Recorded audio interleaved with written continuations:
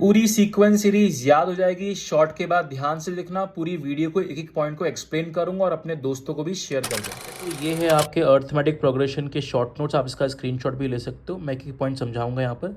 तो सबसे पहले आते हैं अर्थमेटिक प्रोग्रेशन, मतलब अगर दो टर्म्स के बीच में डिफरेंस कांस्टेंट है तो इसका मतलब है ये ए पी है और इस डिफरेंस को बोलते हैं कॉमन डिफरेंस, और ये होता है ए टू माइनस ए वन। कोई भी दो कॉन्जिक्यूटिव टर्म्स का डिफरेंस कॉमन डिफरेंस बनता है।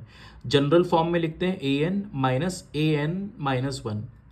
अब जनरल टर्म यानी कि मुझे पहली, दूसरी, तीसरी, पांचवी, सौवीं कोई भी टर्म निकालनी है तो रिप्रेजेंट करते हैं ए एन से, बोलते हैं nth टर्म। इक्वल टू होती है a first term plus n minus one d, d is the common difference. उसके बाद आते हैं sum of n terms. AP की एन टर्म्स का सम क्या होगा, n by two into two a plus n minus one d. यहां पर आप ब्रैकेट लगा लेना, ठीक है।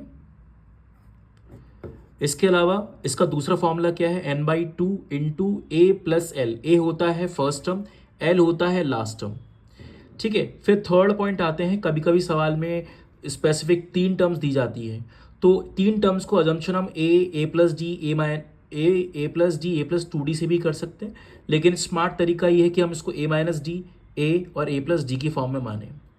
अब यहाँ पर एक बहुत ही इंटरेस्टिंग पॉइंट कि twice of middle term is always equals to first term plus last term.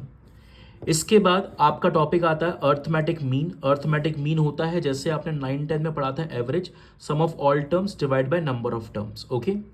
फिर इसके बाद आता है, अगर हम एन अर्थमेटिक मीन्स को दो नंबर के बीच में इंसर्ट करते हैं तो एपी बनती है, और इस एपी के अंदर होती है N plus two terms. N terms तो जो हमने इंसर्ट की और दो ये रही, तो एन प्लस टू टर्म्स।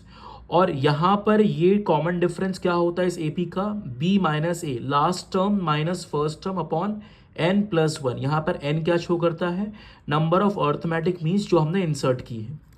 और अब यहाँ पर आता है कि कभी कभी सवाल पूछ लिया जाएगा sum of N arithmetic means, तो बहुत आसान है, N by two of A plus B, या ध्यान से देखोगे N times of arithmetic mean of A and B, ठीक है।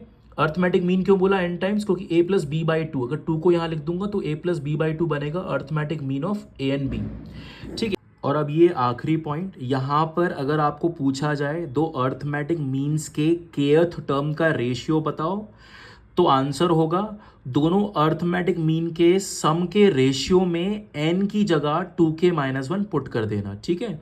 तो अगले वीडियो में मैं आपको सारे क्वेश्चन सॉल्व करके दिखाऊंगा एक एक करके। तब तक के लिए वीडियो को लाइक, शेयर और सब्सक्राइब जरूर करिएगा।